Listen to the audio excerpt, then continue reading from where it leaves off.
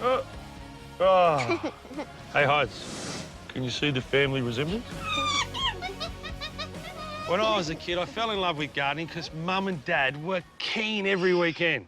But if you've got little ones and you want them to get excited about getting outdoors, think about a miniature garden.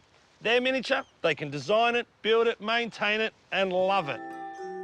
So me and my daughter Heidi are going to show you how to make a fairy garden. Hey, what's that? Did you see something? No. I think I did. Fairy. Getting started couldn't be easier. Maybe it was a pot that blew over in the wind and cracked, or the plant's outgrown its home. But if you don't have a broken pot lying around, there's a couple of ways you can break it. With a hammer. But if you want your break to be a little bit more predictable, you can use something like this Dremel or an angle grinder, and I like the fact that the cut you get is nice and neat for little hands.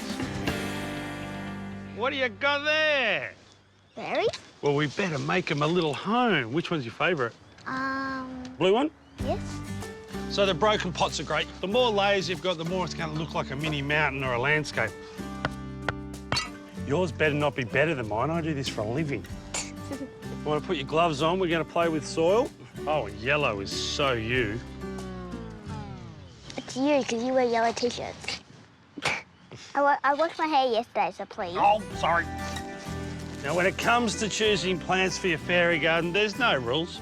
But anything that's small and cute, a little bit like Hodges, with a little leaf and maybe a bit of colour to keep it interesting, is the way to go. A lot of these are the little steppables that you'll buy down at Bunnings and only cost a couple of dollars. I like that little sedum because it's nice and bright and colourful. Kind of looks like a shaggy dog or your hair when you wake up in the morning. Maidenhair's a good one because it looks like the rainforest just shrunk down. Maybe put that in yours, Hodges. Okay. And all these little ground covers, well, they can look like the floor of a rainforest as well. A good place for fairies to hide. Is there any in there? These are all gardens that Heidi has done on her own. The best thing about it is they're learning a skill, and who knows, one day you might become a bricklayer. And that's going to be a no. Oh, a landscaper then. Maybe. Please. Maybe. Now, I'm taking a lot of the soil off the plants, and if you want to save a few dollars, you can peel them off, a lot of these little steppables, and make multiple plants. Now, just like any landscape job, you've got to think about how the client's going to use it. In this case, it's a fairy, so they're going to need foliage over the top of them, a bit like trees, which are shade. And if you've got a garden, there's a pretty good chance you've got a home that goes with it. And you know what's good for paths, Hodges? What? I've got little steppers.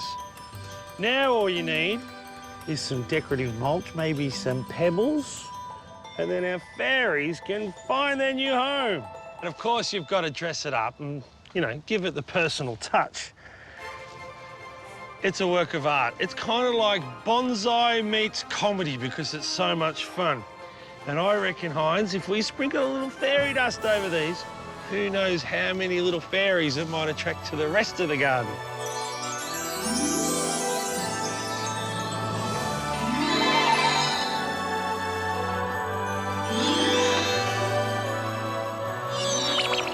Why does yours look better than mine?